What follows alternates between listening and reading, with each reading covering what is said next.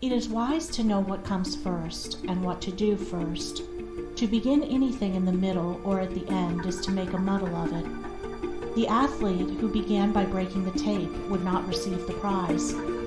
He must begin by facing the starter and towing the mark, and even then a good start is important if he is to win. The pupil does not begin with algebra and literature, but with counting and ABC. So in life, the businessmen who begin at the bottom achieve the more enduring success, and the religious men who reach the highest heights of spiritual knowledge and wisdom are they who have stooped to serve a patient apprenticeship to the humbler tasks, and have not scorned the common experiences of humanity or overlooked the lessons to be learned from them.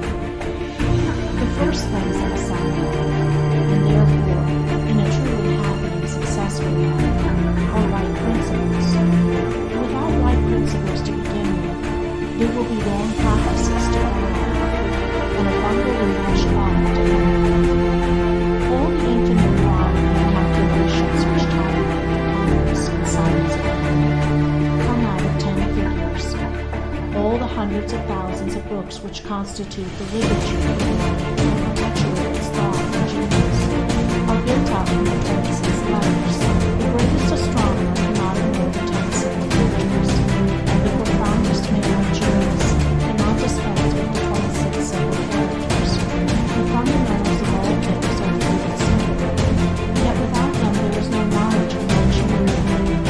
The fundamentals or basic principles in life and truth are also viewed simple, and to learn them and study how to apply them to all the details of life is to avoid confusion and to secure substantial elevation for the orderly principle of human success, and to succeed comprehending those principles and their renewable applications in life is to follow the first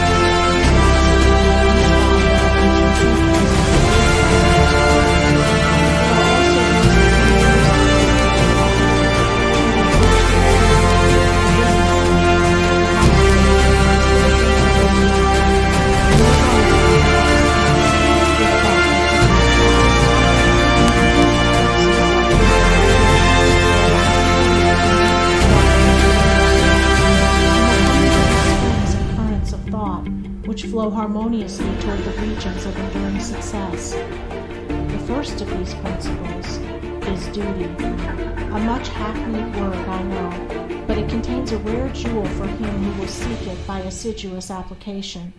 The principle of duty means strict adherence to one's own business, and just as strict non-interference in the business of others.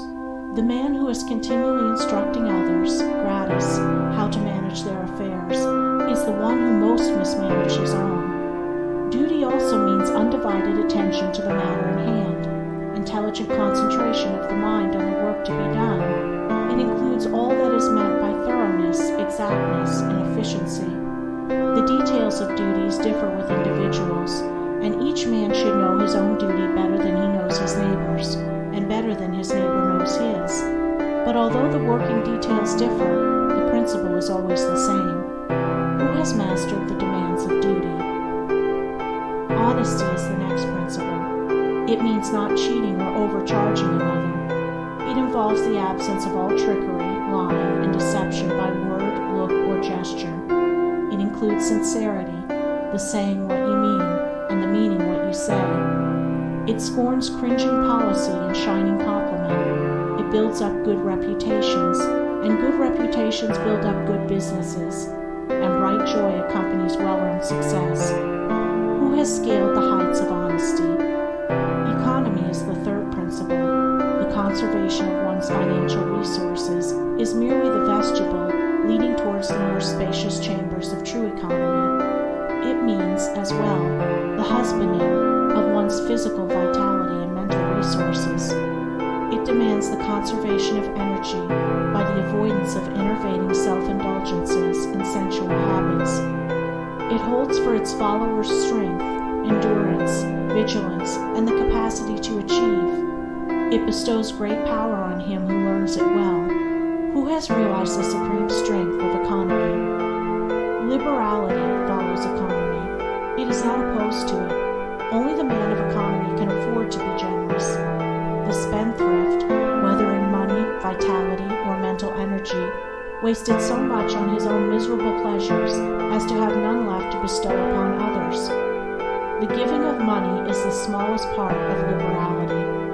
There is the giving of thoughts and deeds and sympathy, the bestowing of goodwill, the being generous towards calumniators and opponents.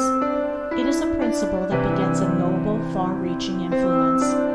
It brings loving friends and staunch comrades, and is the foe of loneliness and despair. Who has measured the breadth of liberality? Self-control is the last of these 5 principles, yet the most important. Its neglect is the cause of vast misery, innumerable failures, and tens of thousands of financial, physical, and mental wrecks. Show me the businessman who loses his temper with a customer over some trivial matter, and I will show you a man who, by that condition of mind, is doomed to failure.